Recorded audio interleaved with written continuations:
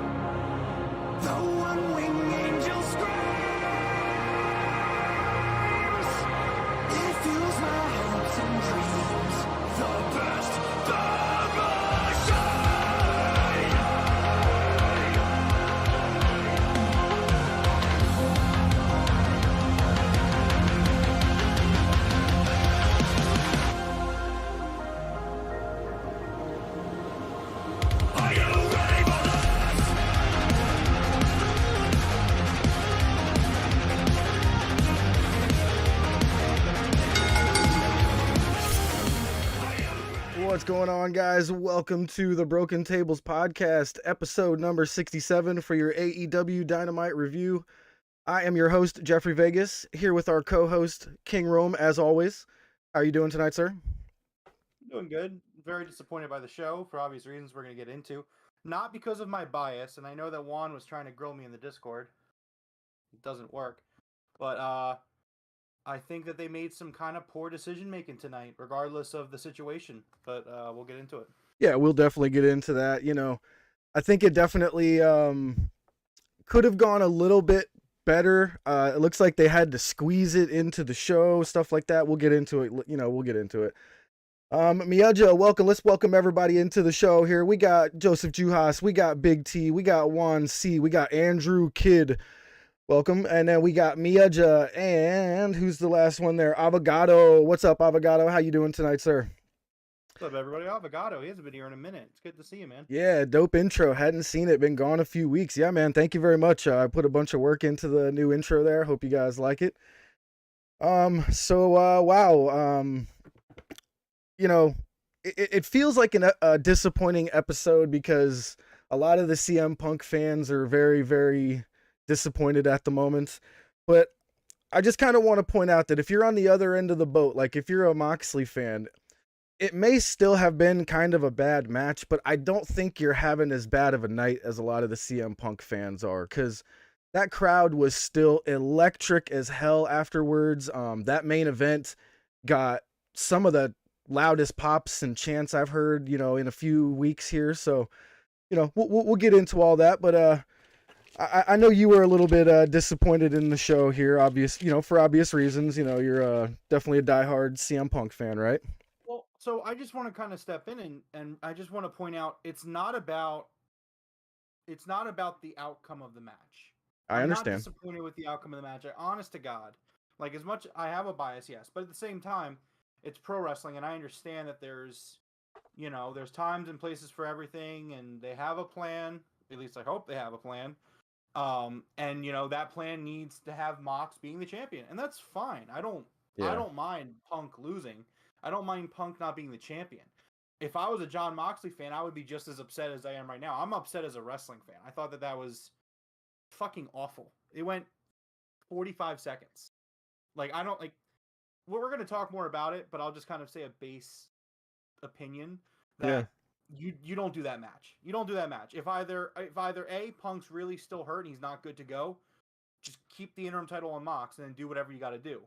You know, or have him come out and forfeit it. Like, it sucks, but like at least you're not getting people's hopes up. You promoted this match for a whole week, and people were very excited. I mean, it's not even about being a Punk fan. It really, at the end of the day, is like, if you're an AEW fan, you were looking forward to this match for the most part.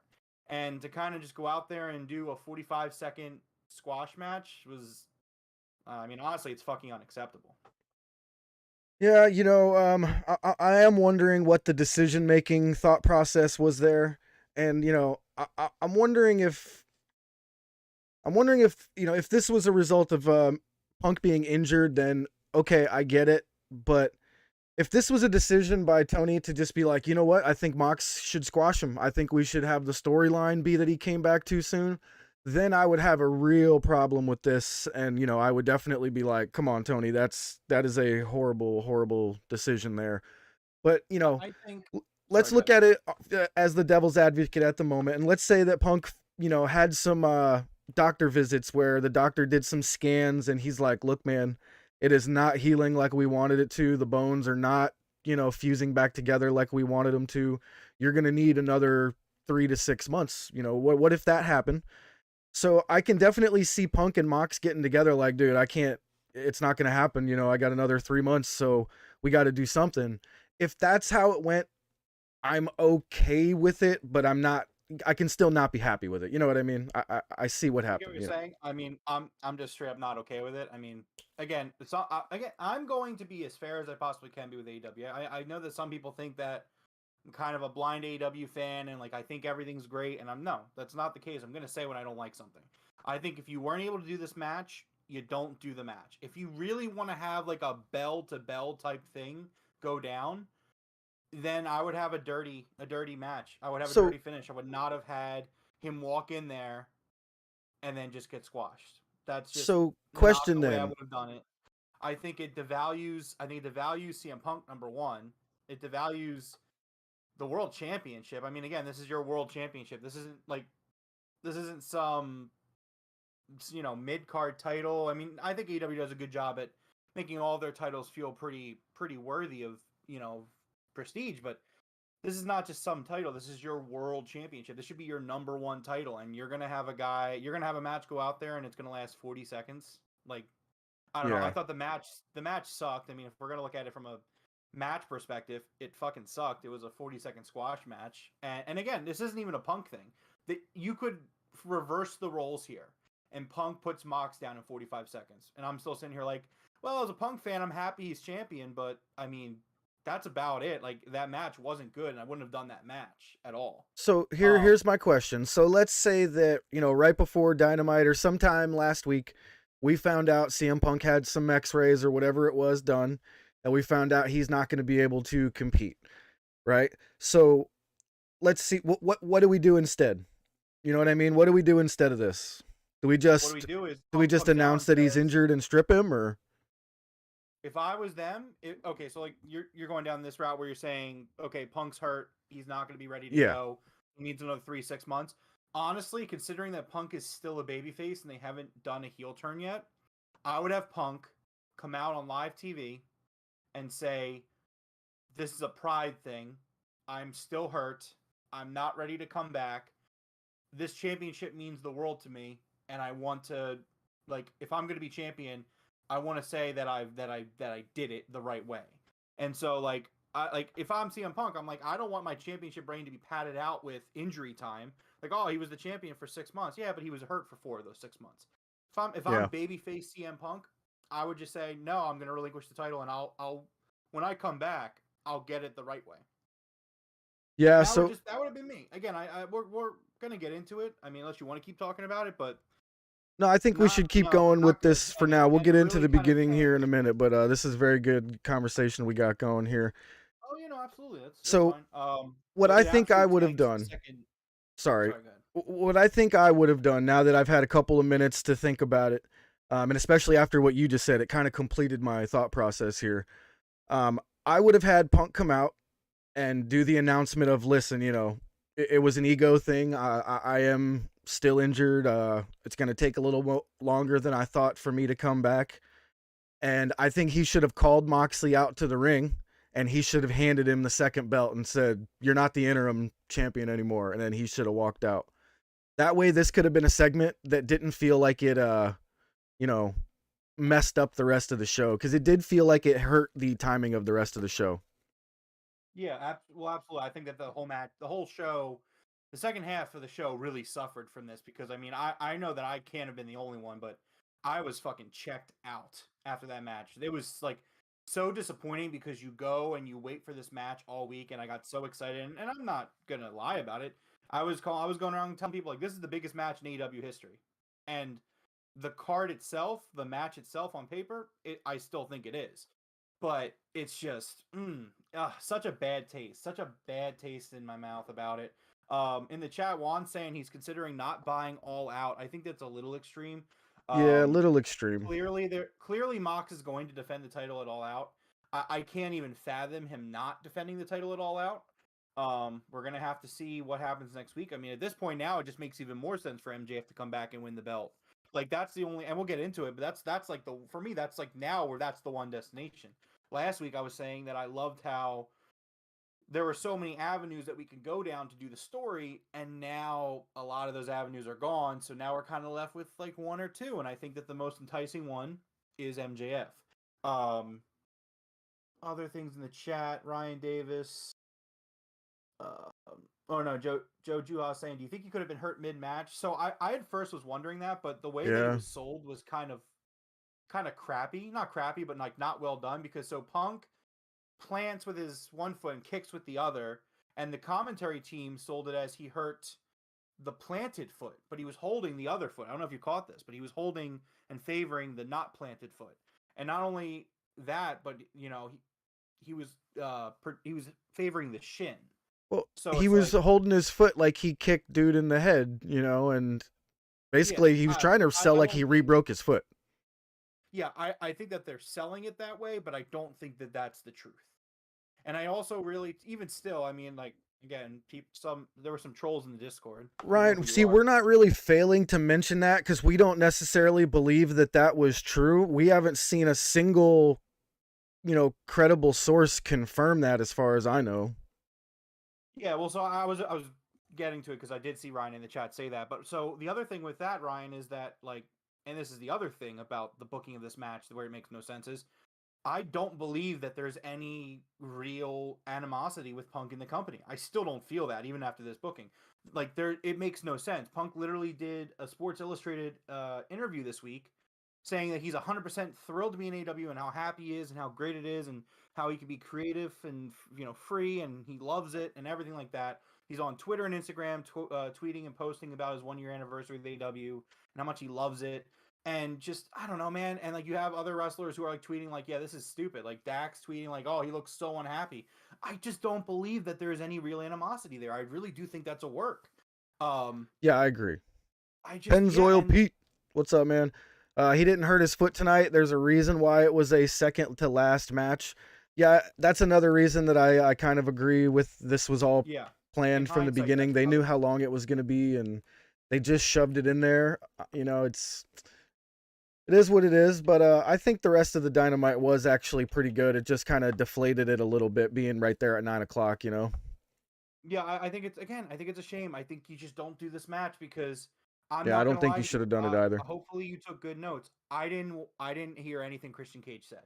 And I also barely heard anything Ricky Stark said, which is a shame because Twitter said it was a really good promo. Yeah, it was very good. I got you. Very good.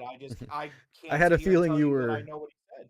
I had a feeling you were checked out, or at the least, you know, not paying attention. Again, it's not a Punk thing. This was such a huge main event that I was really excited for. Yeah, AEW dude. Rarely doesn't deliver. I haven't really felt disappointment in a booking of a pro wrestling match like this since, honestly, I'm just gonna say it, since WWE. I mean, I'm just gonna be honest.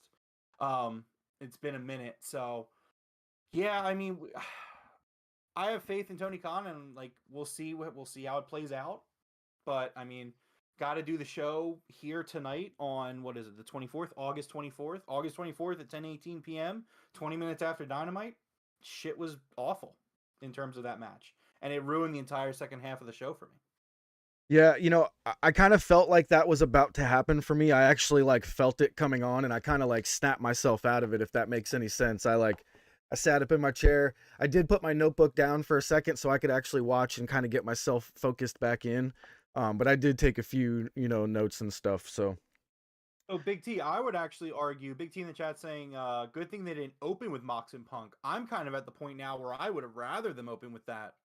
Like, get it out of the way. Like, so you can salvage something, because that main event was fucking incredible, and I didn't snap out of it until Kip. Because Kip Sabian, I'm a big fan of his, so I popped for him. Yeah. But, like, which again, like, it just sucks, man. There's so much good shit that happened after that match, and I'm just sitting here like, all right, well, That sucked. Yeah. Like Oh on man. paper, like if you ran down this night and you took out that world title match, and like you could have put like another squash match on there that wasn't the world title, and I would have been like, man, this is a fucking banger of a Dynamite. But it's like, nah, man, can't do it. I'm sitting here, and I gotta be honest, and it gotta let it play out. But we'll see what happens. But not good to start. Not good at the moment. Yep, I agree. All right, so welcome everybody. Let's get started on the full Dynamite review here. If you guys want to change your avatar, I see Pennzoil Pete there is a tiny sprite from I think that's one of the Smash Brothers games. You can choose from about 300 different avatars there if you guys want to participate in that. So we started the episode off tonight with Garcia and Jericho in the ring doing their, Jericho wanted to speak to Daniel Garcia about what side he was on, and he wanted an explanation from him on why he, interfered with his beatdown of Bryan Danielson. I really enjoyed this because we got Daniel Garcia it was almost out of character. I don't know if you felt like that as well, but it really felt like this was like the real Daniel Garcia talking the entire time. And he's like, listen, Jericho, he's like, you're my mentor and he's my freaking hero. And he's like, you ruined my freaking moment with my hero, man. Like, what did you expect me to do? Like it felt like such a real moment. Did that come across to you at all? Absolutely. I thought that this was a really smart way to start off the show. I wrote that in my notes. I thought that something that Tony Khan doesn't do very often that I personally really like, because I'm a promo guy. I enjoy really good promos, and AEW's promos are so good. I like when the show opens with a promo. That's just me. Yeah. I don't think that's a very popular opinion. I think some people just want to like really get into the action. For me, get me fucking hooked. Give me a good promo to start the show, and I'm hooked. And they did that tonight. I thought that was great. Somebody in chat says AEW got me back into wrestling a year ago, February of 2022. During that time, there was a time to AEW was way better than WWE, and then sometimes both kind of sucked because of opportunities lost. How do you say your name there? It is written in, I believe, Japanese, and I cannot read that. So, what does your name actually say there? And welcome, definitely welcome. Now I feel WWE is bringing its swag back, while AEW is just kind of ungluing or something. A lot of the WWE swag back is coming from their advertising department, so I'm not believing that too much. I've tried watching, and it's still the same camera cutting every 3 seconds, so, we'll see if it gets better. I've done some thinking about this, and I think I realized, because again, like you, we've done a little bit of watch-alongs. I've done some watching just for the show at your request, and I think people are trying to will this positivity into existence, which is fair. I mean, like they're like people want to be optimistic and be excited about it, but like I've seen the product since Triple H took over, and it's better. It's definitely better, but I mean, it's still not great. There's still a lot of issues there, including the camera cuts. I can't even stomach the camera cuts. I went and watched Johnny Gargano's debut on Twitter, and I'm just like, why not just show the guy? Yeah, it's very odd that they were doing camera cuts for a promo like that. It was nauseating. Like, it felt like the room was spinning. His entrance had more of people standing there watching him than him himself. And it's okay to cut to the crowd because you want to show the crowd and show that people are excited. But why do it that way? Yeah. I think that it's a lot like, and more power to those people. Like what you like, I guess. I mean, I'm gonna like what I like, and I don't like WWE. But I think people are just kind of trying to will that positivity. It's the same thing with AEW. So here's the thing, right? This is not a good episode to kind of say this, but the sky is not falling. AEW will be fine, and if you listen to people the same way that WWE is like ultimate positivity right now, no matter how the quality is, AEW is the exact opposite right now. Right now, you got people coming out of the woodwork. The show is very good. You'll have a night where Dynamite's not perfect, but it's very good, and people are like, "Oh, that's it. It's the end of AEW. Pack it up. We're done." Nah, Joe, I would agree with you, Joe, if we hadn't been saying this same thing about the WWE for months. Like, that's been our main gripe, to be honest. Well, that's been one of our main gripes for the past few months, to be honest, is the camera cuts. It's just nauseating, dude. We've been saying it for at least a few Yeah. months. Like, This is not me nitpicking. These are like legitimate reasons why yeah. I don't enjoy the product. So That's not when I nitpicking. watch the Nitpicking WWE is now, if you want to say it's a better product, some of the main reasoning is because they've brought back some of the people they never should have fired in the first place. So if you want to call that being better, then fine. They never should have released them in the first place. And we're getting people brought up to the main roster who should have been brought to the main roster in the first place months ago. So right. just because they're finally doing the right thing because Vince is gone, to me, that's not like, oh my God, the show is better. It's just like, it's by default what you should have done. It would have been better months ago. You know what I mean? Like, Yeah, you're I giving them completely too agree. much credit for doing some things that they should have done at least 6 months ago, guys. At least. But Yeah. once those Well, camera cuts are gone, I'm telling you, I'll probably be watching again because Tommaso Ciampa, Johnny Gargano, those are my dudes. You know, Kevin Owens is back to being the prize fighter. Oh fuck yeah, I'm in. but You know what I see, now mean? this But is now see, this is where now all of a sudden the argument flips a little bit because while everyone's saying it's so much better, one's like, "But guys, you got to give it some time, man. It's not gonna get better." you know, that's just where I'm at You right can't now. have it Like both those camera ways. cuts, Either I've it's tried to better or it's watch, not and they better. literally make me nauseous. Like it's like a motion sickness thing. Like Yeah, I can't do it either. I And I'm feel like not I even put sure on you some can.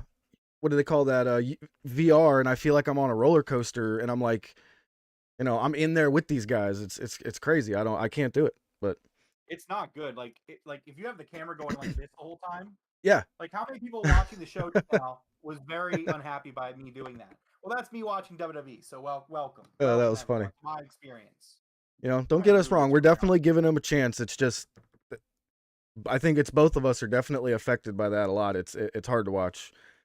Yeah, I mean, I have other issues too, but yeah, that's a major Yeah. kind of like that's a gate. That's like an at the gate kind of thing where it's like I can't get around that because literally the way to avoid that is to just not watch. Yeah, So Juhas definitely not definitely hit a gonna watch. nail on the head there. Doesn't need time, needs freshness. I agree. All right, let's get back to this Garcia Jericho thing here. So, I really liked how when Danielson came out, he asked who did Stu Hart think would win between Jericho and Danielson? Who did his hero Owen Hart, that would be Jericho's hero by the way. Who did his hero Owen Hart, who would he have thought would have won a match between the two of them, which really got under Jericho's skin. We wind up getting Daniel Garcia shoving Jericho down to the ground. Garcia gets out of the ring while Bryan Danielson is standing there laughing. Jericho tells Danielson to watch his back, and immediately I think everybody should have known what was about to happen there. Hager comes from behind and smashes Danielson, and they leave him in the ring all beat up. So it looks like we're going to have Jericho versus Danielson at All Out. What did you think of the ending there? I'm excited. I thought that this was a really excellent segment. Yeah. In hindsight, I guess it's my favorite segment, and we'll see how as we go. I'm pretty sure though. But I love this. I love the crowd. It was a really good crowd tonight, chanting the "You're a pro wrestler" or "You're a wrestler." And just yeah, he's torn up. Garcia's torn up, and you could be anything you want when you grow. That was good. That was good, Juan. I'll give him that one. That was good. All right. So next up, we had Dax Harwood versus Jay Lethal in an absolute banger. I mean, we got Dax Harwood trying to get Wrestler of the Year.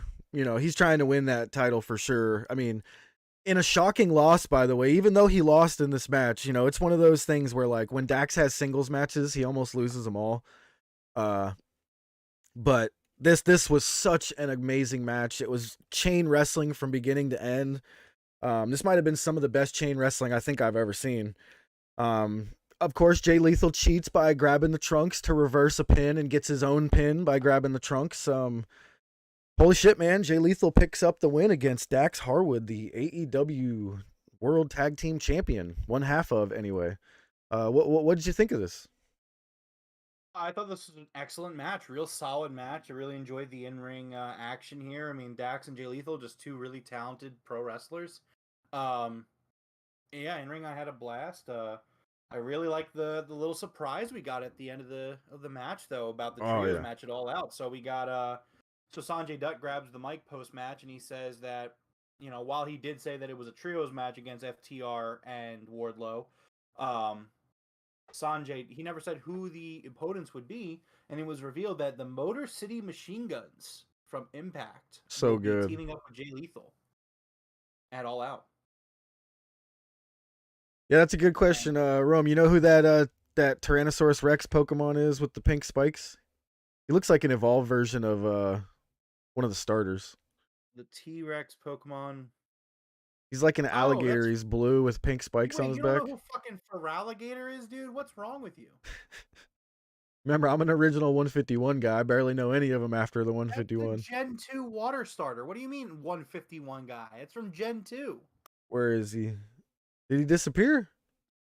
He lost, I think. Anyway, yeah, that's Feraligatr. It's the okay, water there you starter of Gold and Silver. You got Totodile, you got Croconaw, and you got Feraligatr. Jeff, I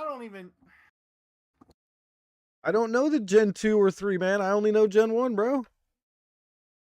Jeff, I don't really believe that you know anything about Pokemon. I feel like you probably just saw like an episode of the show one time and were like, yeah, oh, please. I grew up on it. I was running home from the bus stop watching and waking up watching. No way you grew up on it if you don't know the Gen 2 starters. I'm sorry.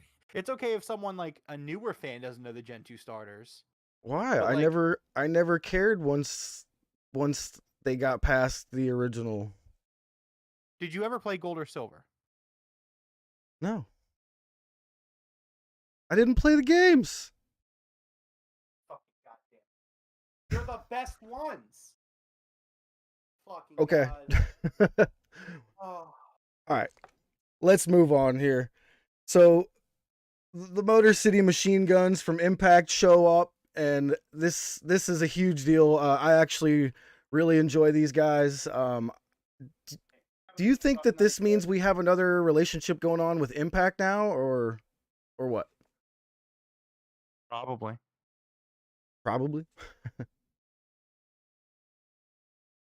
Okay. All right, well, let's go to the next thing here. We had a very weird impromptu, I think, I don't even want to call it a promo, just a segment backstage with Thunder Rosa essentially crying before she even gets to speak here. She says she has to step down as the AEW Women's Champion. It seems like she might have misspoke a little bit there. She was like, I'm sorry, I'm kind of upset here, but there will be an interim match for the AEW Women's Championship at All Out.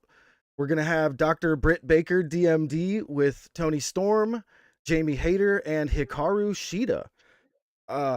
Did anybody hear anything about her being injured at all? So this is so fucking weird, man. It's such a weird thing. It is. I really wish that I could go back in time by like an hour and a half and just be like, yeah, bro, this is where it's gonna start. It's not getting any better. Yeah, it's just so fucking random and weird. And I also thought it was a really weird choice to not let Thunder Rosa do it live. Like that wasn't live? Weird. Well, I mean, like in terms of like out in the crowd. Oh yeah, I was thinking, I don't know if she could have, the way she was crying backstage, I think in front of the crowd, she would have just been like. But that's why you let her do it. I don't know. So. It may have been better, yeah. Thunder Rosa had, oh my God, Juan, shut the fuck up. I'm about to just like erase Juan from my memory because the trolling is borderline just like no value. Like I know we like to bust jokes, but like, oh my God, every time I look at this guy, he's trying to get that MJF heat on you. He's trying. It's more go away heat. It's Roman Reigns heat for me. It's just like, all right, it was funny. It was funny like 3 hours ago. It's lost its appeal. But anyways, the Thunder Rosa title reign has been so fucking weird in a sense that since she's won it, like on paper, you look back on it, she's actually done stuff, but it's just been not a good title reign. And it's kind of ironic that like she's kind of surrendering the belt because of this weird injury. Like it's just very on par with what her title reign's been, which has been not great. Yeah, like I think it's been decent. Her matches have been decent, but I think we had another, I don't want to say another Britt Baker where, the championship reign was not as great as the run to capture the championship. But I don't think that that's her fault necessarily in this case, because there's just not enough room for everybody right now. We got Ring of Honor squeezing its way in and all this stuff. Like, it's been really tough for the women's division. I think once Ring of Honor gets its own show, the women's division will get to shine again. I think the booking will slowly get better, hopefully, when they have their time to shine. But it's definitely suffered a little bit, the booking especially. But I think it's just a product of, having such a large roster and trying to fit so many matches in, where we can and where we can't, So to kind of clarify, because some people are asking in the chat about Thunder Rosa's title reign. So people kind of forget, and again, it's been the weird nature of her title reign, but not, so she beats Britt, and then she defended against Nyla Rose. She defended against Marina Shafir, which was like whatever. That was kind of the low point of the title reign. There was Toni Storm that she faced. She was feuding with Britt and Jamie and defended the title against Jamie Hayter. She defended against Miyu. I forget Miyu's last name, which is shame on me. I'm having a brain fart, Jeff. Help me out here. It was Miyu. Miyu Sakazaki. Yes. No, not Yuka Sakazaki. Miyu. Oh, Miyu. I don't remember her last name. I apologize. I do not as well. Hopefully somebody in the chat can remember that for us. Yeah, if someone can help me out, that would be great. Was it Tom? So the point I'm trying to make is she had the title from March to August. It's like what, 6 months? So she had a 6-month reign. She had about 7 or 8 different challengers. Yeah. Like it wasn't a bad title reign. It was just a weird title reign where people aren't going to remember it and it's not going to be well received. Thank you, Miyoju. But it wasn't a bad title reign by any means. No, it definitely wasn't bad. It could have been better. She could have had better competition. We could have had. It felt like there wasn't any sort of a feud. It was just like, she's got a match here.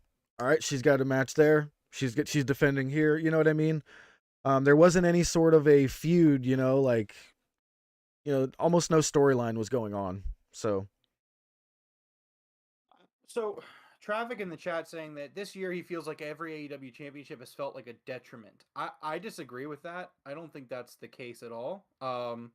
He's listing Wardlow, Thunder Rosa, the tag belts, and Adam Page as examples. I would like you to elaborate a little bit on those, because I thought, again, I know some people thought Adam Page's title reign was underwhelming, but you have 2 5-star matches with Bryan Danielson, a death match with Lance Archer, a program with Adam Cole, one of the best to do it in the business right now, amongst some other little things here and there.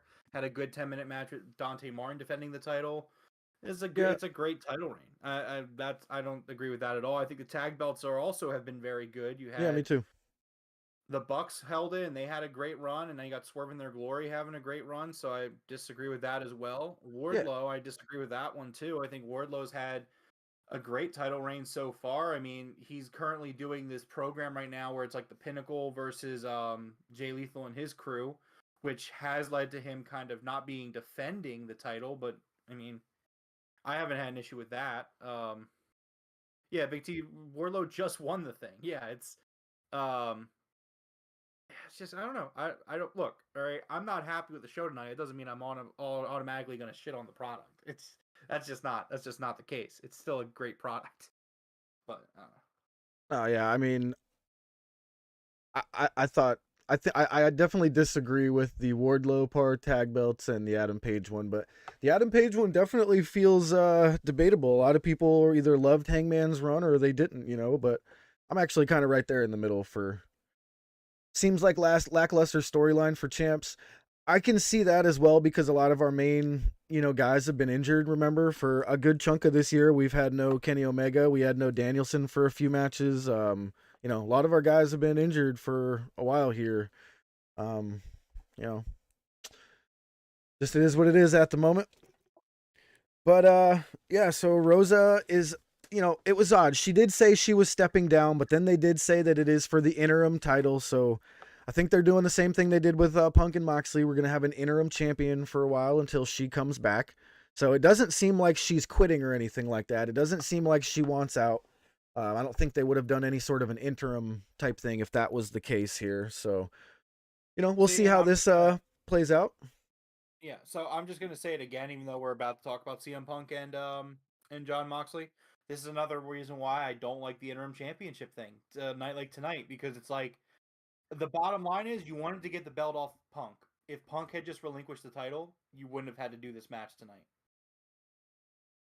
And just okay, well, don't do interim champions. Like that's one thing that Tony Khan does that I'm just not a fan of. I think let the champion relinquish the title and let that person come right back in and they get the title shot, and you know that that's the case. That's just me. I mean, for world titles, it's always cool to have like that unification kind of tagline to it, which is cool, but other than that, I see no redeeming fat quality to refer to your world champion as interim world champion. But that's just me. Yeah, I think Tony's just it seems like he's a fan of Ultimate Fighting Championship, of, you know, UFC, and that's what they always do when there's an injury. They never like to strip anybody of a title unless it's like super duper necessary. So I see where he's coming from, but you know, at the end of the day, professional wrestling and sports entertainment do go together. So I do almost hope that in the future maybe we start stripping people, but we'll see. This interim title thing, he might be trying to normalize it or something, because it's definitely not a normal thing in the wrestling world, and it definitely is turning a lot of people off. So we'll see where it goes. I don't think it's necessarily the Ultimate Fighting route. I think it's one thing about Tony Khan, and this is a good thing but also a bad thing. We've seen some storylines really stall because of it. Tony Khan is a guy that when he books his storylines, he has a beginning point and an end point, and he is going to see that end point happen no matter what happens, no matter how long you have to wait. You know, it's like when Ray Fenix got hurt earlier this year. It was this year still, right? It was February. When did we go? Dynamite in New York. We were there. We were there. I'm pretty sure. Was it in February? I think so. Yeah, it was after Christmas because I got that. Yeah. I got our tickets as a Christmas gift. Yeah. Okay. Yeah. But so like it's like that, for example, like that whole House of Black, Death Triangle storyline. It was so hot and so exciting, and then Ray Fenix gets hurt, and they just draw it out because they have that final. Tony Khan has that final vision of what he wants to do, but he's not going to compromise that final vision, which is a good thing, but it can also be a bit of a bad thing. So and like he's just going to slow down, and he's going to say, okay, well, this is why he does the interim championships, because in his mind, I have a plan. I want to see the plan to the end. We need to do whatever we need to do in the middle, but let's get to that plan. And that's what it is. And again, sometimes it really helps. Sometimes it doesn't. You know, like the Julia Hart turn, for example. The Julia Hart turn was such a slow burn to the point where it was like turning sour. But as soon as they did it, ever since then, it's been fucking incredible. Like in hindsight, it's like, man, that was totally worth the wait. At the time, it was like, oh wow, we're still teasing this. It's been about 2-3 months and they're still teasing this. But you know. Yep. All right. So next up was a very surprising match for me with Billy Gunn versus Colton Gunn, father versus son. It felt like it was really soon to have a father versus son match, you know, even though the turn kind of happened and stuff already. It just seemed really, really soon to just have a straight up match between the father and son. But this was a great match. Billy Gunn comes out with the Acclaimed, and the rap tonight was absolutely great. Says Billy should have used a condom. That was a really, really good line. I thought the rap in general was really good. Yeah, the rap in general was great. There was one spot in this match where Billy just got pissed off and just started stomping the ever-living crap out of Colton. And Ref Aubrey pulls Billy off of him, and she's screaming in his face like, "That's your son." She's like, "I know we're in a match here and all, but that's your son." And I was kind of like, yeah, it is. You know, which led to the interruption with Stokely coming out with Anthony Bowen's radio and smashing it over the back of Bowen's head. We get a low blow from Colton to his father, and 1, 2, 3. This leads to a beatdown afterwards, and wouldn't you know it, Swerve in Our Glory comes out for the save for the Acclaimed. And immediately I was like, this is it. This is the path for the Acclaimed to the World Championship. It's here. And, you know, what do you know? Looks like we are going to be having a AEW World Tag Team Championship match at All Out between the Acclaimed and Swerve in Our Glory. I know you got to be very happy about this. I am ecstatic about this. I love the Acclaimed. I think they're amazing. In terms of who I think is going to win this match, it's kind of a heart versus brain right now. I mean, my heart's telling me go with the Acclaim. My brain tells me that Swerve in Our Glory is probably going to win. But we'll see. I mean, I'm excited. I think that they deserve the spot to begin with. The Acclaim definitely deserve the match. So I think this is their first main pay-per-view card, I think. Like in terms of like a tag team match. So Yeah. that's exciting. They're usually on the pre-show or on the buy-in. Oh yeah, you're right. You're right. Yeah. And I'm excited. I'm very excited for this match. I'm excited for them. I thought this was a really good segment. I disagree with you. I don't think it was too soon to do this match. I thought that it was actually the right time to do this match because seemingly the Gunn Club is going to move on from the Acclaimed here. Now it's interesting because I felt like that Swerve and Our Glory got involved here to set up for a match with the Gunn Club, but instead it ends up being the Acclaimed. Yeah. I thought that was very interesting, and we have a babyface versus babyface tag team match. So yeah, I don't know if maybe over the next week or so we get Swerve in Our Glory kind of taking a little bit of a heel turn because they don't necessarily have like the most babyface characters. You know, they are just kind of like we're the champs, and they're not really being faces, but they're not really being heels. So it would be very easy for them to make that turn. You know. yeah, Bigotto was saying that the Acclaimed always get such a good pop. These guys are like seriously over. Oh yeah. Like this is again like it. I don't want to be super negative because again I am on a little bit of a downer mode right now because of the whole title match thing. But like the young talent AEW is still so incredible. I mean, we didn't even mention it too much, but looking back on the first segment, you got Daniel Garcia, who's just fucking over. Wheeler Yuta levels of over. Like that's a star that they've made on this show. And then you're looking at the Acclaim. These are two homegrown guys. Like these guys weren't anywhere else. They were doing indie work, but that was about it. And now they're a hot tag team. And it's just, I don't know. The company does a great job at really building to the future. And I'm really excited the Acclaim to have this spot here. Yeah, absolutely. Miyaja and Travrock at the same time said, think Swerve and Glory going to split at All Out. That's definitely a possibility because we got swerved before they won the titles. You know, we thought they were going to split, but they didn't. We got Viola Ham in the chat. Welcome. Please shout out Jack Cool from Barat City, Spain. We are a fan. Oh, well, thank you very much, Viola and Jack Cool from Barat City, Spain. Welcome, both you guys. Thank you very much. Yeah, thank you guys. Appreciate it.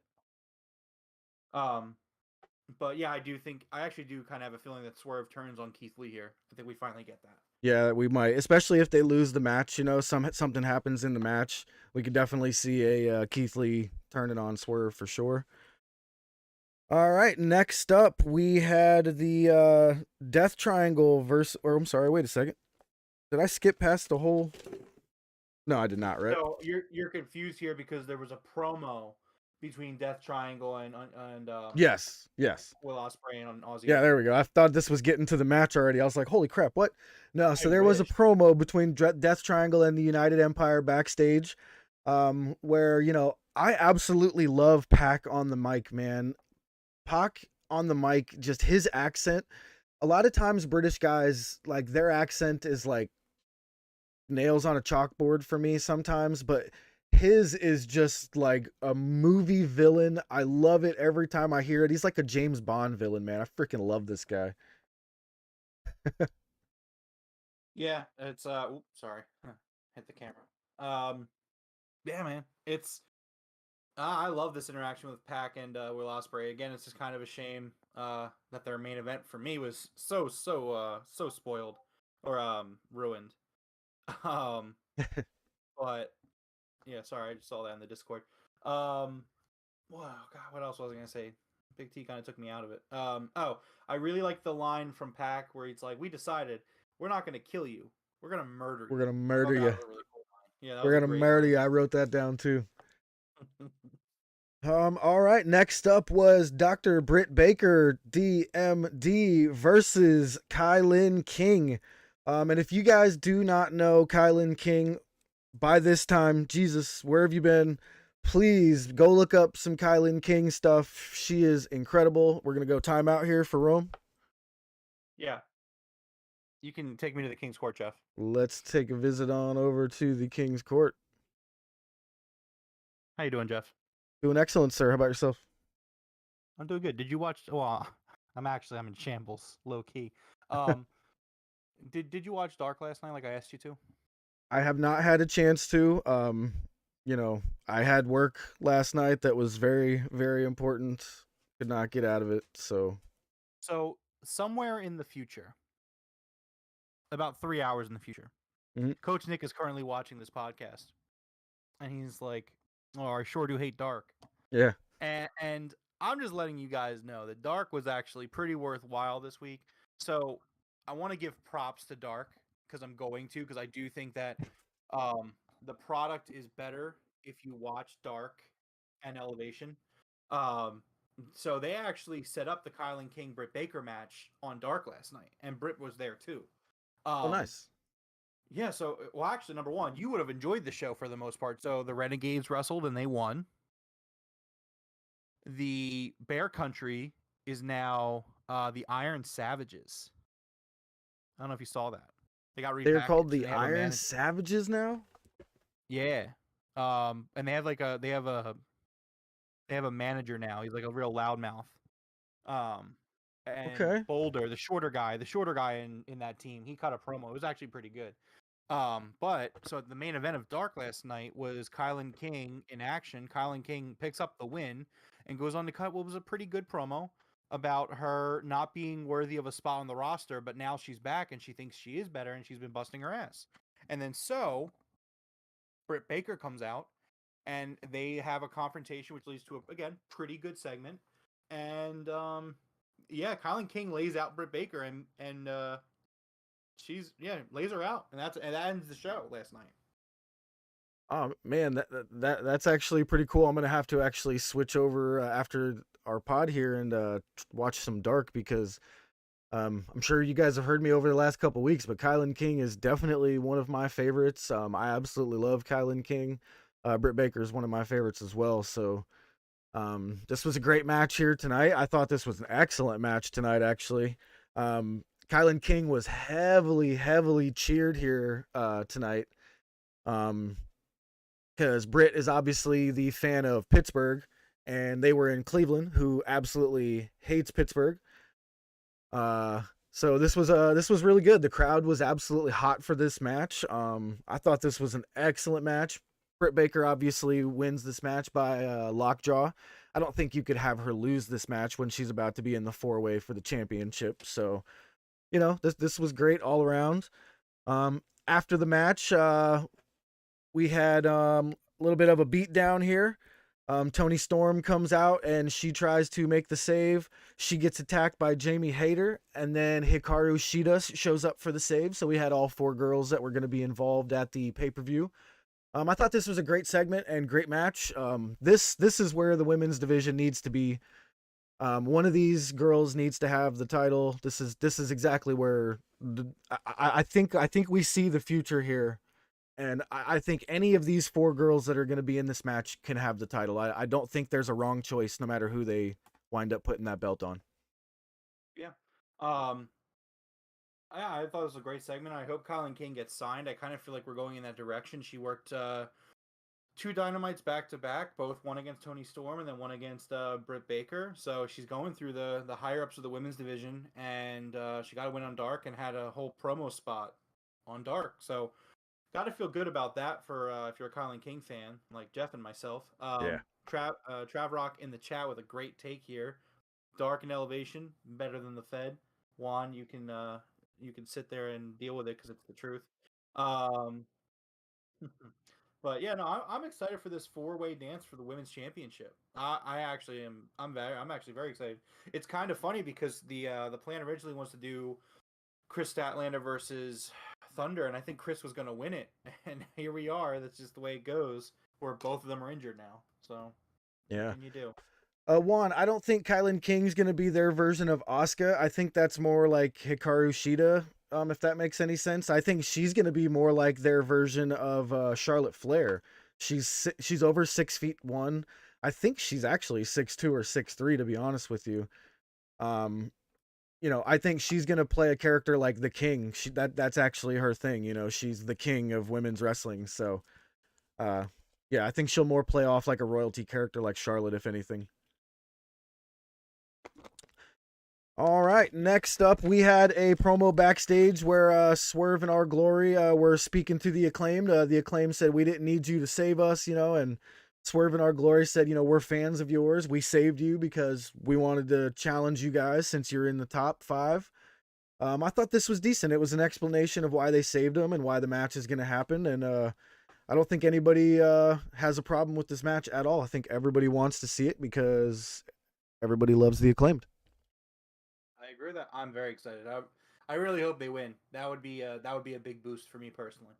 Yeah, my only problem with that would be like this would feel like a really short title run after another really short title run from the Bucks. I don't know if anybody really has a problem with that with the tag team titles, because tag team titles is a little bit a different beast in the world of wrestling. So we'll see, but I don't think anybody would have too big of a problem with the Acclaimed winning the titles there. Definitely not yourself, I don't think. Well, I don't think every championship not every title needs to have a super long reign. The problem is more so when you get to a point where it's just being hot potatoed. I think that Swerve and Our Glory have been champions for like 2 months. Okay, Am I wrong on that? Yeah, you might be right. Yeah, I think it is a little longer months. than I thought. Yeah, I think we're approaching 2 months, but I think that's a fair time. My concern is more so if you're having champions throw the belts around every 3 weeks. That's where you got to start being concerned. But I mean, having a short reign isn't the end of the world. I mean, I think FTR's original AEW Tag Team Championship reign was only I think it was also about 2 months. They came in, they won the titles, and then the Bucks turned heel and beat them. Yeah, I agree, Trav. Short title reigns are fine as long as they're good stories. I do agree. Yeah. All right, next up we had Jon Moxley versus CM Punk. So we got the full entrance for both guys, and we got an introduction from Justin Roberts for both guys, and Punk got heavily booed during his introduction from Justin. The beginning of the match started with huge "Let's go Mox," "Let's go Punk," CM Punk chants. Man, right away, CM Punk throws a head kick to Jon Moxley, connects perfectly with the roundhouse kick, but he sells the kick as if he broke his foot again. And he sold this like he was in more pain than you can imagine. He was grabbing his foot. Moxley just immediately destroys him with two of his man, I'm drawing a blank here. This was so devastating. Death Riders. He hits him with the Death Rider version of the Paradigm Shift. And 1, 2, 3. This was, I'm not sure the actual timing, but this was what, maximum 3 minutes, 4 minutes? It was not 3 minutes. It was I didn't time it, but it was definitely under 90 seconds. Really? I thought it was a little longer than that. They did a little bit of slapping and stuff, but yeah, it could have been. I have no idea how long it actually was, but it was not long. This was an absolute Moxley squash on Punk. We don't know the reasoning for it. We don't know if Punk is actually injured and they just needed to do something. It's a wild one, man. This was definitely a little bit of a letdown for the match. We were actually contemplating this being, AEW match of the year or greatest match of all time, history, whatever you want to call it. It was a little bit of a letdown, and I know you were definitely let down more than I was because I was on the Moxley side there. Still disappointed in the match, but maybe not as much as you were. I'm gonna let you kind of take over from here. Number one, again, to reiterate, it's not about Punk losing the match. That's not the Understood. Yeah. It's really not. Again, yeah, I'm a huge CM Punk fan, but it's pro wrestling. There's a story to be told. Eventually, everybody lays down and takes the pin. That's just factual. If you're in the wrestling business or you're a fan of wrestling and you're in on, and you're not like a child who doesn't understand like the intricacies of the storylines, like you just have to accept that like your guy is going to lose. That's just the facts. Like every dog has its day, and it goes the other way as well. It's not about the loss. It's just about, again, the hype of the match. If we were sitting here doing this post show and this was a 25-minute fucking banger and Mox wins, it's not negative. It's not negativity. It's a great match that tells a story, and we'll see where they go from here. So I mean, like, let's go down the avenues. Number one, which one do we want to start with? Let's start with Punk is still hurt. Okay? Yeah. So let's go down all the avenues and see why it's a bad idea. One, Roman Reigns has been booked in a company that is a one-man company. He's not taking a pin. He's retiring as champion. Dude, he's dropping the belt to Drew. Whatever. Juan's trolling.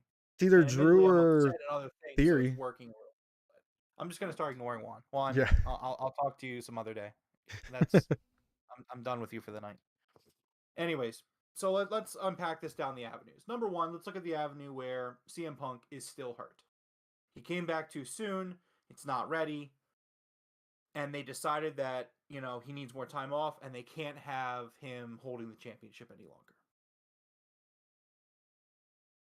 Don't do the match. Yeah, I agree. Just bottom line, don't do the match. Because here's the other thing. If Punk's not ready to get back in the ring, the fucking last thing I want him to do is get back into the ring, even for a spot. Like, I'm sorry. Point. If he's not healed, don't have him in the ring. Because all you're doing is risking him aggravating the injury. That's number one. Number two, just have him come out and surrender the title. Just have him come out and say, I want to do it the right way. I can't in good conscience hold on to this championship when I'm not ready to return yet. The fans deserve better. I'm relinquishing the title. Jon Moxley is the AEW World Heavyweight Champion. And when I come back, I'm coming for the title. So that's the thought process of if he's still hurt. If he's still hurt, he shouldn't have came back, and he should have just dropped the belt. Let's look at it from the complete ridiculous... Sorry, hold on. Let me get rid of this notification that just popped up. Let's look at this from the complete ridiculousness of CM Punk's unhappy, and he's heading out the door. If this were the case, it would be so extremely nonsensical in so many ways on both CM Punk's side and the company's side.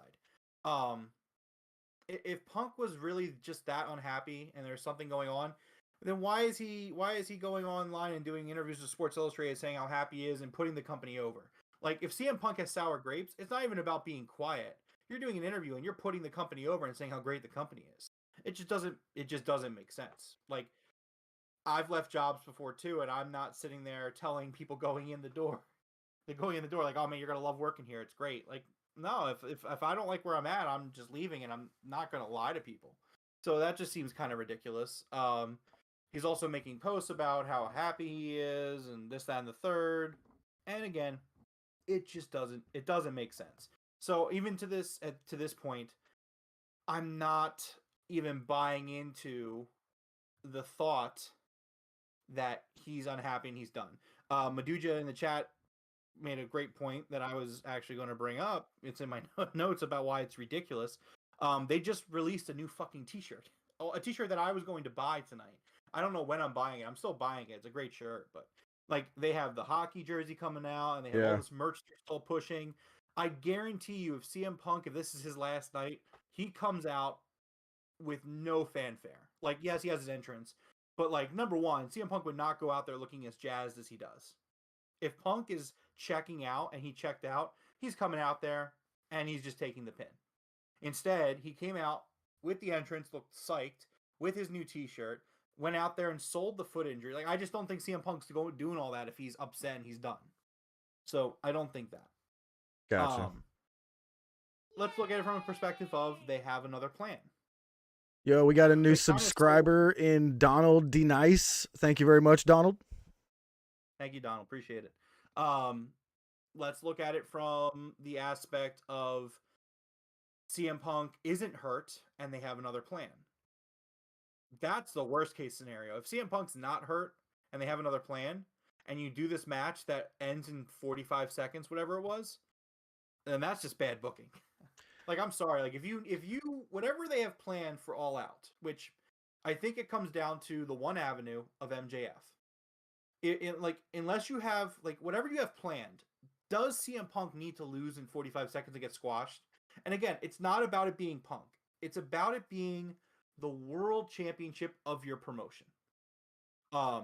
It just doesn't sit well. Like, we were sitting there all week. I know I was, and I know a lot of other people were as well. We were so excited for this match. I called it, and up until right before the match, I still would call it the biggest match in AEW history. Little did I know, it's actually one of the worst matches in AEW history. Wow, man, what an ironic turn of events this. I actually think this is gonna go down as the point where Punk makes his heel turn. Because like Big T said, as he was walking up the ramp, he did that kind of look back, acknowledging the crowd was booing him and stuff like that. So it does feel like he's going heel, and if this is part of an elaborate storyline, I do see Punk getting his fighting spirit back, but also being a heel at the same time.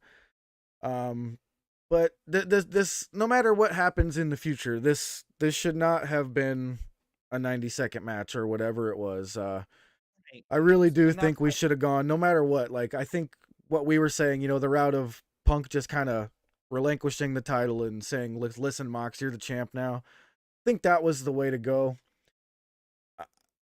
I just think they wanted everybody. I think they knew everybody wanted this match so much that they wanted to give us something. It just wasn't a good idea. That's all. You just don't have the match. Yep, just don't have the match. The avenue here's what I think is the truth. Right now, sitting here, a fan's, an educated fan's opinion. And that's all it is.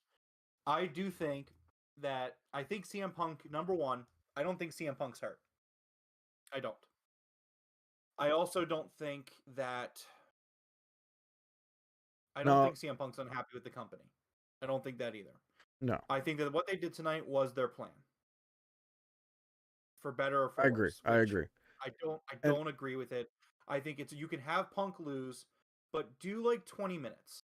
Do 20 minutes, 15, anything. Like, give people the time of day for this match, because here's the thing. A big deal right now is the ratings. At the end of the day, AEW needs its next TV deal to be profitable to grow. CM Punk is one of the biggest draws in the company, if not the biggest. I think it's like CM Punk, MJF, Moxley, unless I'm mistaken. There are others that do very well, but those are like the big three. Kenny does really well too, amongst others. So for them to take one of their biggest draws in what is a very important time for the company, I'm not going to acknowledge that comment. In what is a very important time in the company, to kind of make him look like a chump, even if you're selling an injury, I just don't agree with it. I think that. So I criticize WWE for Crash TV. It's something that they do very often. They just kind of throw together the biggest match they can and say, fuck the consequences, we'll deal with it next week. And honestly, AEW does not usually do it, but this is what it kind of came off as. It came off as Crash TV to me. It came off as, okay, well, let's get the rating pop, and then we'll deal with the consequences next week. Yep. And that's what it felt like. That being said, there could be a very big storyline here. I mean, obviously, Tony Khan has something he wants to do for All Out. There's no way in a million years that Tony Khan is having an AEW pay-per-view without the World Championship. Like, it's just not in the cards. It's not happening. So, and I'll let you speak in a second because I know I've been rambling. I think at this point, what we're going to see is Mox is going to come out next week. MJF returns. They set up for MJF versus Mox at All Out. CM Punk helps MJF win the title at All Out. I think that's what they do. Could be wrong. I'm just an educated fan. But that's that's what I think the best course of action is. Yeah, I'm kind of with Miyaja. I'm still a little bit neutral on it. I do wish that the match was somewhat different no matter what. Like, it should have been either longer or something.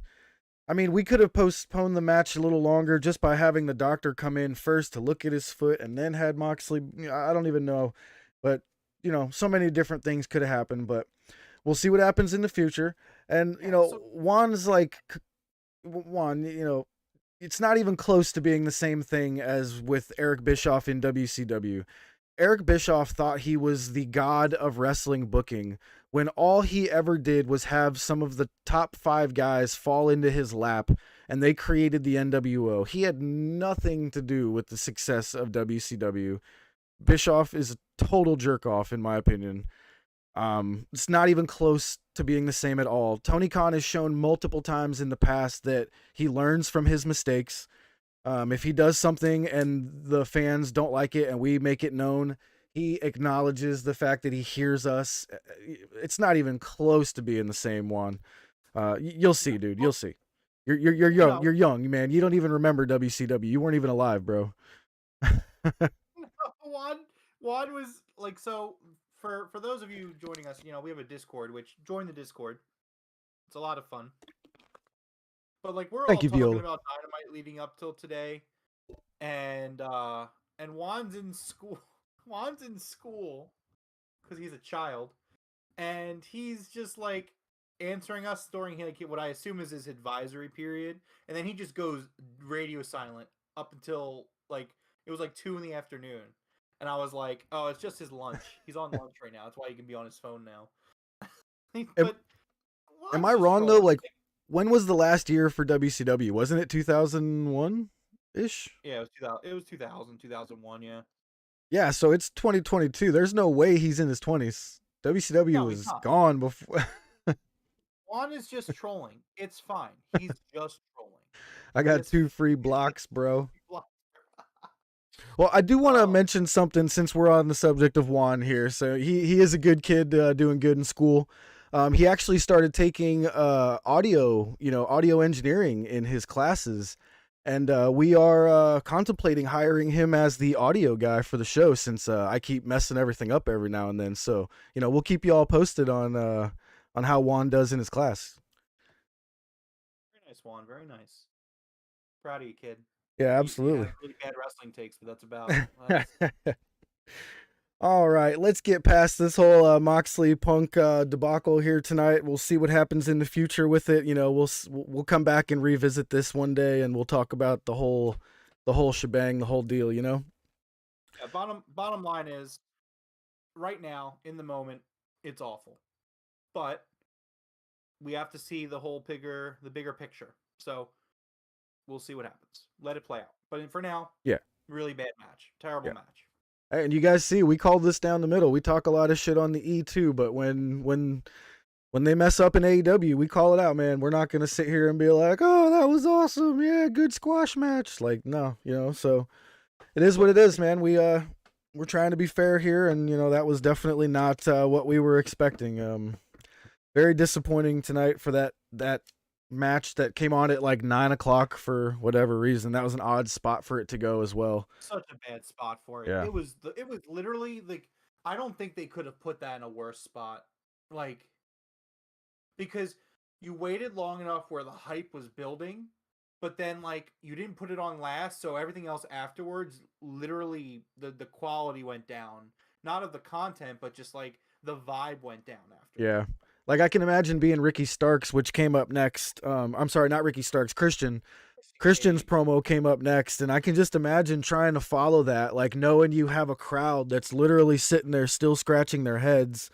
But, so next up was Christian Cage trying to cut a promo on Jungle Boy. He did a good job cutting a promo on him with, his new heel character, but I don't even know if you saw any of it. I'm sure most people were just kind of like devastated at what just happened. I was. Here's my note for the promo. Yeah, I was actually back here making a quick video while Christian Cage was cutting his promo. I don't know if you guys saw my short. I did do a quick short, freaking out that Punk just got squashed essentially. I thought it was kind of crazy, so yeah, I made a quick video, but Christian's promo was decent. He accepts Jungle Boy's challenge for All Out, so hey, I am definitely not going to be one of those saying I'm not going to order the pay-per-view, because there are still plenty of matches that I want to see on that pay-per-view, so. Yeah, that's a ridiculously bad take. I'm very excited for All Out still. But I feel bad. I can't. I don't have an opinion. Sorry about that. No, I it's don't all have good. an opinion. I had a feeling. I have no opinion. I'm gonna go back and watch everything that I missed probably again tomorrow. Yeah. But yeah, well, like I knew that Christian was speaking, but I was just like on Twitter, and I was like, I just need like I wasn't paying attention. Yeah, So. definitely go watch Ricky Starks, because he cut a really heartfelt promo. Like, it felt like he was about to cry. Like, he had that little stutter in your voice, like when you're trying to fight back the tears. You know what I mean? Cuts a really good promo saying, he's hurt and he's pissed off. Cuts his promo on Will Hobbs saying, like, I was always there with you. Anytime I shined, you shined. I made sure the light was on both of us, not just me. And he challenges Will Hobbs to a match at All Out. So, if we get that match, that's going to be freaking fantastic as well. I love Ricky Starks. He is one of my favorite guys in AEW right now. Definitely reminds me of a young Rock. So, yeah, can't wait to see what goes on between those two. Next up after that was a promo from Jon Moxley backstage saying, "Oh, that wasn't the way that it was supposed to go. I'm sorry." And he's basically said, my time is now. He's like, everybody's always asking, when is my time? When is my time? He goes, my time is now. My time is 2022. So we're going to get Moxley for, the rest of the year. Probably get a good run from Moxley. I doubt we're going to have, a stale run with him. So we'll see how his run goes and where the storyline goes with that. Disagree. Yeah. Next up was the main event. We had Death Triangle versus the United Empire. Now, as soon as Don Callis came out for commentary, I felt very confident that the United Empire was going to win this, because they definitely made sure to speak about Kenny Omega and Will Osprey facing each other in this tournament. And this has actually become a very big deal. But this match was unreal. I'm not sure how much of the match that you actually watched for this one, but I tried to hype it up in Discord. This match was incredible. So, I'll say this: I watched the match. I didn't take notes because I was still kind of checked out a little bit, but it was definitely a very good match. It was an excellent match. Again, I kind of feel bad because it's like it was a really strong show after the world title match, and I'm just sitting here like, all right, well, great match though. I mean, yeah, it was excellent. I mean, Pac's great. The Lucha Bros are great. Will Ospreay's great. Aussie Open's great. It was an excellent match with some really awesome spots. And once again, somewhere in the future, Jeff, take me to the film room. Heading over to the film room. So I'm live here in the film room. I'm here 3 hours in advance before the coach gets here. Coach, they're doing the All Atlantic Championship on Dynamite. You must be so excited, my guy. You must be my guy. You must be so excited, man. They're doing this storyline. I told you the other day they were teasing and they're building it up.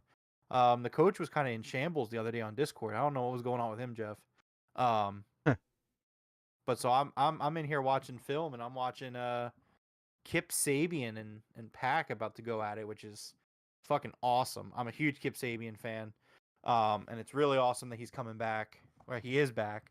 I loved this spot with him. So again, Kip is where I woke up. It took me a while, and it was 5 minutes before the show ended, but this is the part where I woke up, because Pac was doing this this spot where he was standing on the turnbuckle metal post, the metal part, and he does that moonsault onto Aussie Open, and that was fucking sick.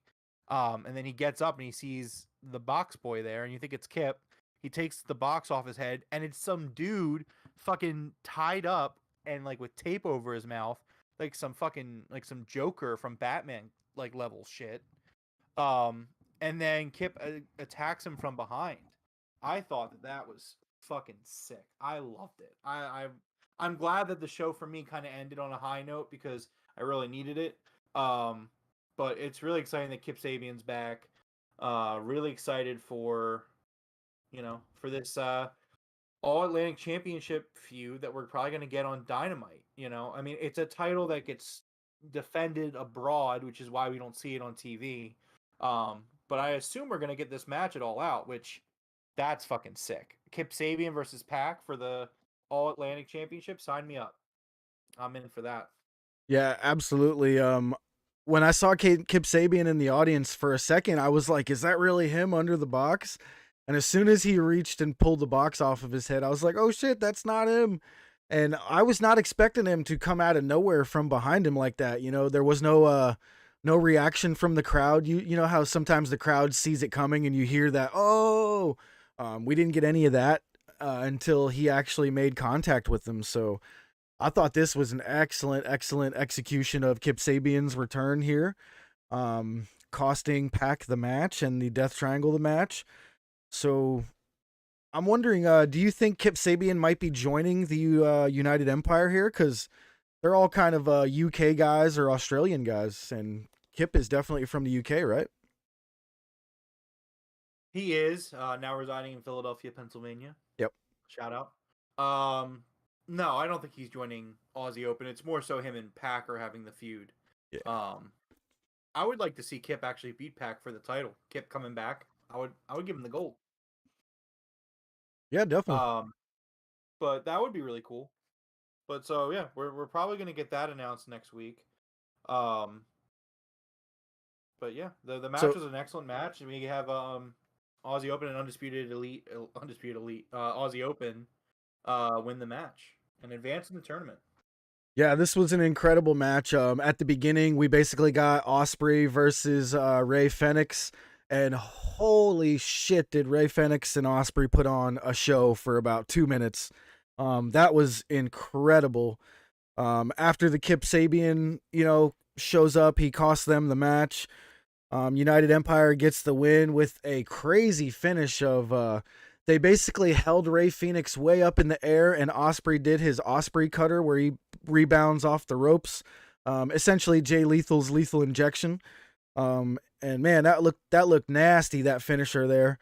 And as they are celebrating, we hear Kenny Omega's music key and him and the Young Bucks come out.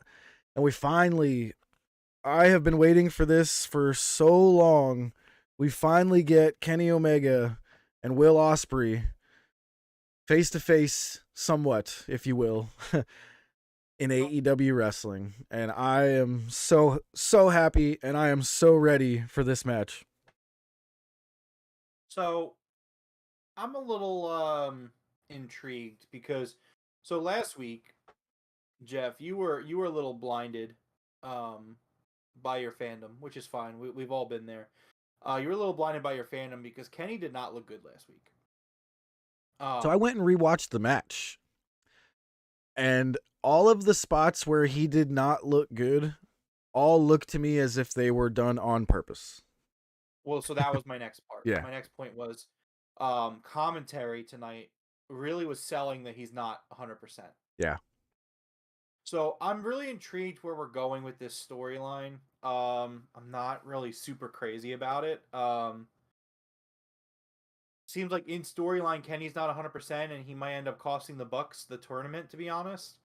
We'll see where we go, but I hope that we don't get this for long. I would like to see Kenny be Kenny Omega. I don't want to see Kenny be Kenny Omega who's hurting and not ready to be back yet, especially if you're doing this storyline with CM Punk where he's also hurt and he's also not ready to be back yet.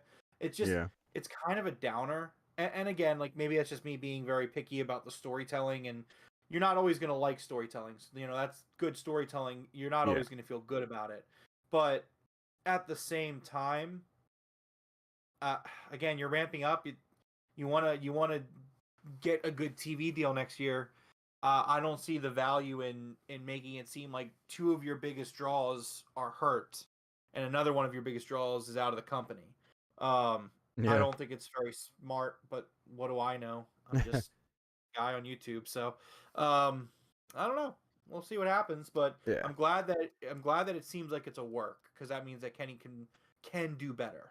Yeah, and Big T asks, is Kip Sabian married to Penelope Ford? And yes, you are correct. They both reside in Philadelphia now. And yeah, I think the storyline here is that Kenny is shedding the ring rust. We've only had one match to show it, so I think as these matches come along, you'll get to see more of it, and it'll make a lot more sense. I believe he's going to be shedding one piece of his medical gear after each match. So remember, he was wearing that black shirt and the shoulder pad. I have a feeling we're going to lose the black shirt for this next match, and that way it'll be a drastic eye difference of not seeing the black shirt this time. Then the next match, I do believe they're going to win it. Somehow, some way, I do believe they win this, because he did mention, hey, I'm even going to cheat now. And then, if you saw the after Dynamite speech that he did. So I do believe they're going to win this one. And he's going to shed the shoulder pad afterwards. And when they get to the final, which is going to be against the House of Black, I believe, they're going to have an absolute banger. And you may still be right. He may cost the Bucks this tournament, and we may see House of Black as the trios champions. I think that would still be a good move, considering, Malachi Black is very, very, very over here in AEW, and the House of Black is fantastic. So, I think it would be good to put the titles on them, show that, Kenny's little bit of ring rust maybe did cost them. Have Kenny versus Osprey in a singles match. Kenny win that one. We solidify he's lost his ring rust, and then we get a rematch for the trios titles, and Kenny and the Bucks, finally take the crown. Something like that, Yeah. All right. So, this was, in my opinion, this was an overall good episode of Dynamite. We did have that debacle with Punk and Mox there, that kind of deflated the show a little bit for us. But, if you were a big time Mox fan and it didn't bother you too much, this was still a great episode of Dynamite. Main event was great. Absolutely fire main event. Had a great women's match, DMD versus Kailyn King. Thought we had a decent episode of Dynamite here. Did you happen to catch everything that we're going to be seeing on Rampage? Which I would agree with you, is very good Dynamite. I think that this is one segment away from being an all-timer. Yeah. But unfortunately, the one segment was the one that mattered most. That's a good way to put it. Very good way to put it. Yeah. But anyway, so on Friday, we have an interesting change in this match, by the way, and I don't know if you caught this. So we're going to have the Rampage the semifinal for the Trios Championship match, the House of Black versus the Dark Order. Now, leading up to tonight, we were under the impression that it was going to be Silver, Reynolds, and 10. However, in the card, it was Silver, Reynolds, and a grayed out participant, which you're going to have to assume it's Hangman. Yeah, because Uno was in Germany for Gamescom. But 10 wasn't. No, yeah, And maybe on Colt PT, could. They made it seem like it was going to be Silver, Reynolds, and 10. But it's going to be Silver, Reynolds, and I'm sure right now somebody can go look at spoilers. I'm not going to do that. Yeah, I don't usually look. I'm going to wait till Friday, but so it seems like it's going to be Hangman, which changes that storyline as well. So I mean, I guess at this point the finals are going to be the Elite versus Dark Order. Yeah, we shall see, but please don't put that in chat. Do not spoil that for us. I do not like knowing what's going to happen on Rampage. So if you did look it up, please don't spoil it for us. Yeah, agree. Colts with Uno in Germany. Yeah, he's right, Trav. You are correct. I remember that now. Yep. Anyways, so moving on, we also on Rampage have Sammy Guevara and Ty Mello versus Ortiz and Ruby Soho. We have the TNT Championship match. Wardlow, again, championships. Wardlow defending his title against Mr. Rampage himself, Ryan Nemeth. Yeah. We will hear from Jade Cargill. And the headliner will be the Ring of Honor World Championship match, Claudio Castagnoli versus Dustin Rhodes. That's going to be a banger. Oh, yeah, I've been waiting for that one. Announced for Dynamite next week, we have Jake Hager versus Bryan Danielson. Tony Storm and Hikaru Shida will team up to take on Britt Baker, DMD, and Jamie Hayter. don't have anything else announced for Dynamite, Big T. They are not doing Bray Wyatt on a taped Rampage show.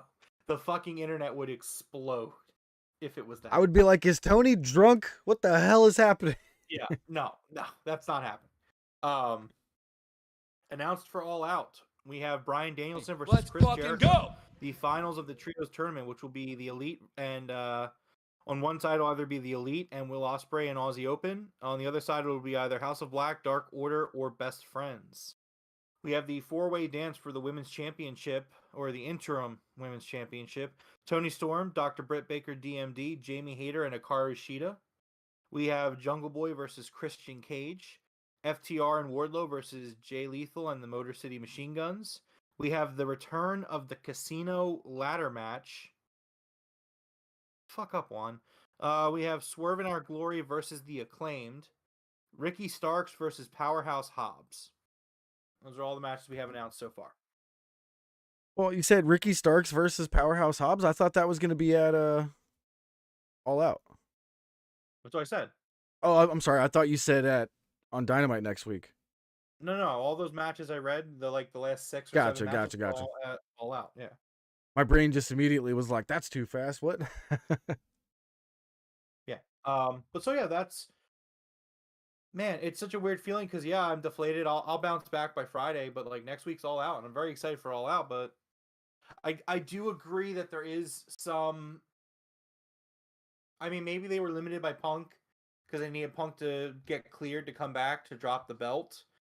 But yeah, it is kind of weird that we don't know who Mox is facing next week. Or yeah, it's next week, next Sunday. It's next Sunday.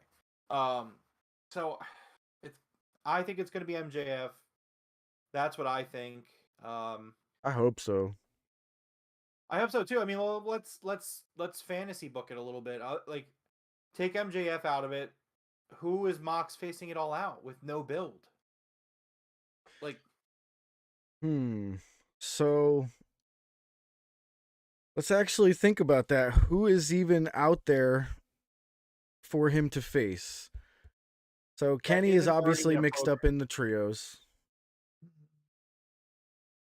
Claudio possibly, but Danielson is going to be facing Jericho. T, stop it. Don't do this to me because I was just thinking that. Don't look. All right. Okay. So what if I was thinking it, but I didn't want to say it, but Big T won't stop. He's not stopping. So what if Mox comes out next week and he's like, open challenge. I fucking dare someone to come out to All Out and fucking challenge me. I don't care who you are. And Moxley gets there. It's the main event of Chicago, right? Imagine this. Jeff, give me the screen. Imagine this, right? So we have All Out, phenomenal pay-per-view, right? And we're going through it, banger after banger of a match. But the crowd and everyone watching at home wants to know, who is John Moxley going to face in this main event? And we're going through the whole. Don't do the stupid New Day thing. You're ruining the moment.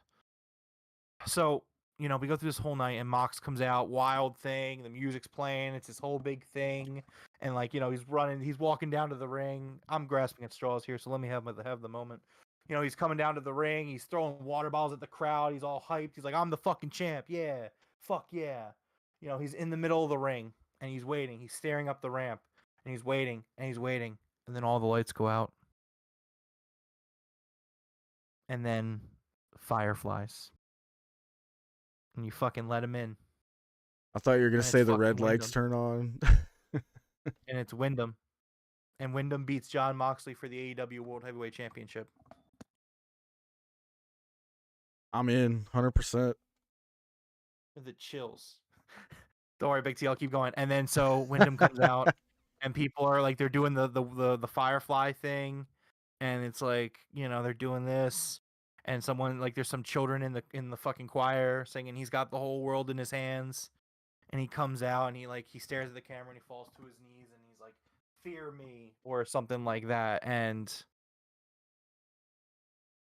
that could make everything worth it.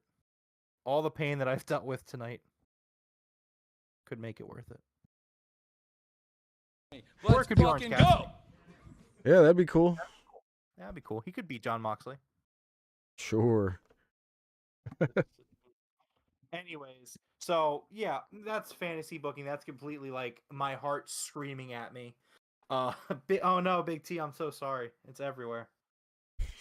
Um, so yeah, I mean we'll see what happens. I think the realistic choice is MJF beating Moxley at All Out, which I'm all for that as well. But it's not gonna be Ryback. Yeah, Yeah, I but mean, we'll see what happens. it could, if it's MJF or Wyndham, I am 100% in and fanboying out for either one for sure. You know what I mean? Um, Juan has a very good suggestion there. What if, we get the return of Adam Cole? That wasn't even on my radar right now, Juan. Good point there. Be good. Yeah, but I definitely want it to be a return of some sort of one of those two guys. Really, really, really want to get Wyndham over here, man. Pay that man. Seriously. uh, But so yeah, that was Dynamite. Rampage is tomorrow, is on Friday. Not tomorrow, jeez. all right. So I know you're not in the greatest of moods here. You are you up for playing a round of 20 questions? I am. All right. So you don't have to hide your screen there. I'm gonna go to my single screen here, so I cannot see you at the moment. So you're not All gonna right. cheat. Oh, I am not cheating, no. So if you guys are not familiar with what we do here at the end of the pod on Wednesdays, we always do a game of 20 questions. Rome has a literal library of video games there, and he chooses a game, and using yes or no questions, I get 20 of them. I have to try to figure out what this video game is. It has proven to be extremely difficult. Sometimes we've been able to pinpoint the game, but not which in the series, like, Kingdom Hearts 1, Kingdom Hearts 2, 3, 4, stuff like that. We are somewhat like 1-8, I believe is my record at the moment. I think we got Big T in the chat is actually like 3 out of 8 or 9, 10. I think he's gotten the most right, along with Coach getting a couple of them, I think. So you let me know when you are ready, sir. I am ready.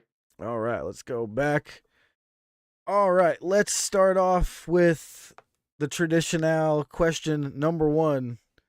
Is this a first-person shooter? No. All right. Let's go with... yeah, right? Let's go with... Is this an RPG? Yes. All right, so this is an RPG. Okay. Oh, my pen's acting up. Hold on. I mean, keep going, but yeah, go ahead. Yeah. So let's see here. Is this RPG made by Nintendo? Yes. Did you say yes? Yes. All right. Pen's not working.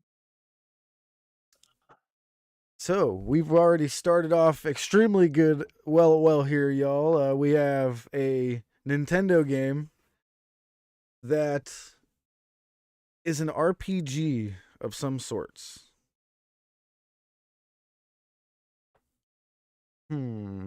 So let's see here. RPG. Guys, give me some examples of RPGs that we can right? I was going there immediately. T, I don't think he would have I feel like he wouldn't have gone there. So let's find out. Well, we'll just, we'll use one question right off the bat. So, is this a Pokemon game? It is. It is. You, God damn it. All right. I doubt he. Thanks, Sam. I doubt he picked. Sam Weiler. We appreciate the like. Thanks, man. Appreciate it. Thank you very much, Ant. I'm very much doubting he picked the 2 Pokemon games that I spent time playing as a child, which would be Stadium or Snap. Those were my 2 Pokemon games. Let's see here. I did play Arceus for a little bit.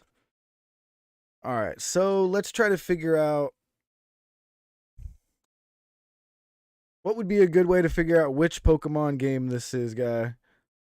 Pokemon is an RPG. It is a Pokemon game, Big T. So we know it's Nintendo Pokemon RPG. Let's see. Stadium was a very much a fun, amazing game. All right, let's try to go by console. We got quite a few questions left. How many questions we have? 16. Yeah, we got quite a few. Let's narrow down a console here. So, was this Pokemon game on the Nintendo 64? No. No. Okay. So there goes Stadium and the original Snap, at least.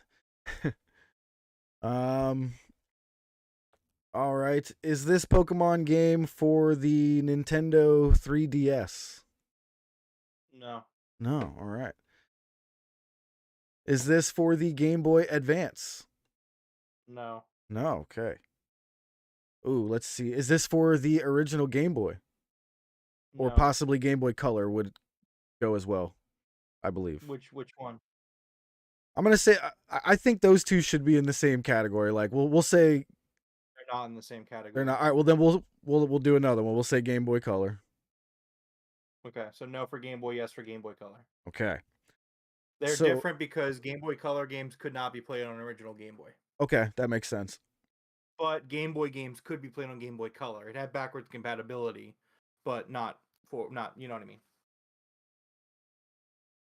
Yep, that's a good one there, Trav. So, is there a actual color in the title of this game? No. No. Okay, so there goes the three I was thinking: yellow, red, and blue. Okay, silver is also a color, so I don't believe that. Ooh, Ant's the first one I've seen spawn in as one of the Naruto characters from the Akatsuki. That looks awesome. All right, so no color in the title, and it's from the Game Boy Color. Whew, this is a tough one. I wish Balls was here. Balls would know the answer to this one already. He's played every single one as far as I know. So you know Balls. Yes, that is actually. I don't know if I'm like revealing anything here. He never asked me not to. It's Purpleness's brother. Oh, okay. Let's see here. What did we have without a color name on the Game Boy Color? That's kind of ironic that it's on the Game Boy Color and it doesn't have a color in its name. So, Yeah, would you that's fine. consider Pokemon Pinball to be an RPG, Big T? You know, I don't know.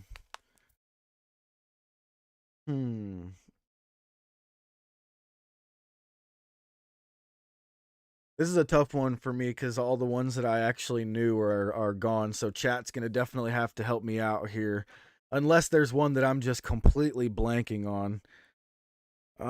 Let's see here.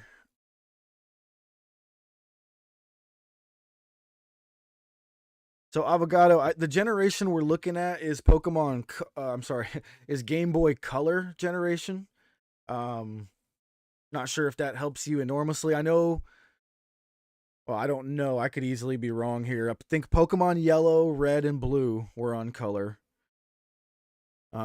Silver, I'm not sure if it was on color, but I think that's in the same general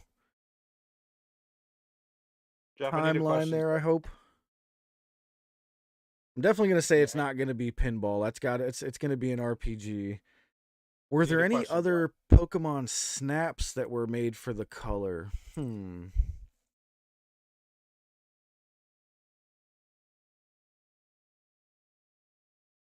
Big T's correct. Oh, they were never officially specified by their color? I don't know. I think they have no, cartridges. Yeah. Oh yeah, never mind. Carry on. Yeah, I'm pretty sure there is a red cartridge and a blue cartridge. And I know I bought Balls the Pokemon Yellow cartridge for Christmas once like 10 years ago cuz his battery died on his. He was all sad. All right, Jeff, I need a question. Oh, I know. I'm trying to stall until somebody starts putting stuff in chat. Oh, that's cheating, Jeff. You need to I ask know, questions. I Go. know. I'm gonna start charging you questions. All right. So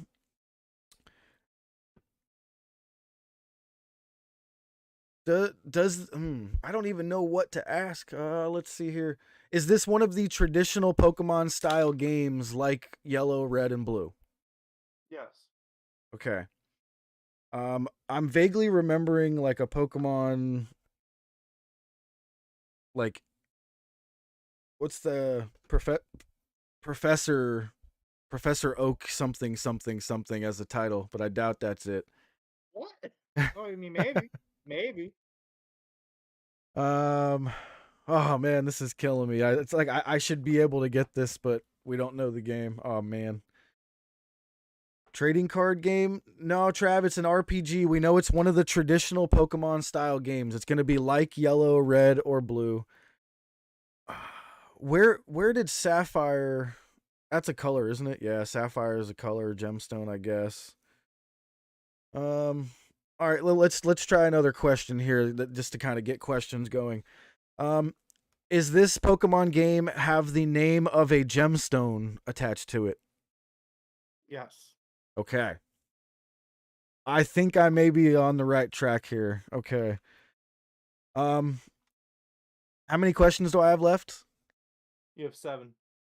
All right. Would the color of said gemstone possibly be green? No. No? Okay. So there goes Pokemon Emerald, I believe is where I was heading towards.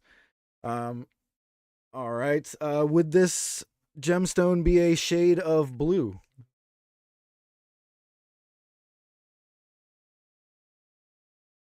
You said no? Let me look it up. I want to look it up. Okay. I'm gonna say, do you know your gemstones very well? Because the ones I'm thinking of would be like immediate, like no.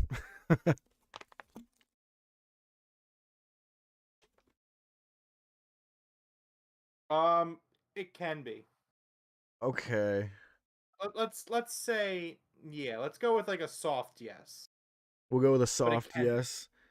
A soft yes, it can be. Yeah, I think I have a few questions left. I can burn a couple here, Trav.